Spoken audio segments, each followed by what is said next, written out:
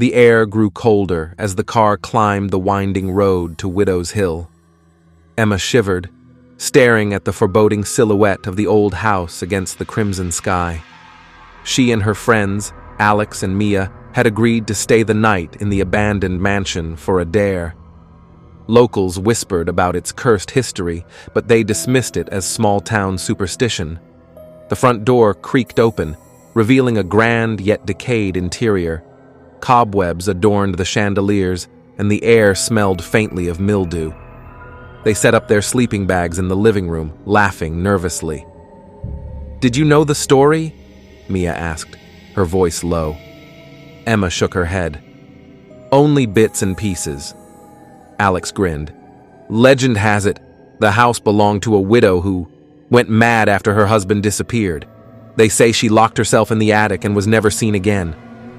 The group exchanged uneasy glances.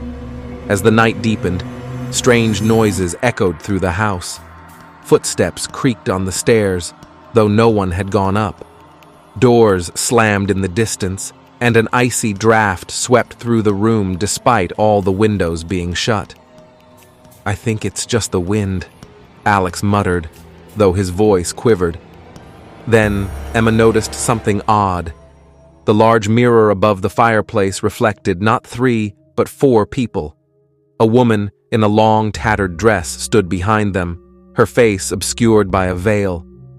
"Guys," Emma whispered, pointing to the mirror. The others turned, and their laughter died instantly. The woman in the reflection didn't move, though none of them could see her when they turned around. "Run!" Alex shouted. They bolted up the stairs in panic, slamming the first door they found behind them. It was the attic, filled with dusty furniture and a single rocking chair. The chair rocked slowly, though no one sat in it. On the floor they found a diary. Alex picked it up and began reading aloud. October 31st. He promised he'd return. The voices tell me otherwise. They tell me to stay. A loud knock came from the attic door, then another. The knocks grew into violent pounding. Suddenly the door burst open, but no one was there. Instead, a cold whisper filled the room. "Stay," like he did. Emma's heart raced as she noticed the rocking chair had stopped moving, and now sat directly in front of them, though no one had touched it. Then they saw it, written on the wall in what looked like blood. "One of you must stay." Mia screamed as the chair slid across the floor toward Alex. He froze, unable to move, as if an invisible force held him in place. "We have to leave!" Emma shouted, grabbing Alex's arm. As they fled the attic, the walls seemed to close in, and the whispers grew louder. "Stay! Stay!"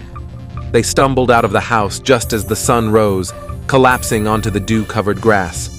Behind them, the mansion seemed to sigh, its windows gleaming with an eerie red light.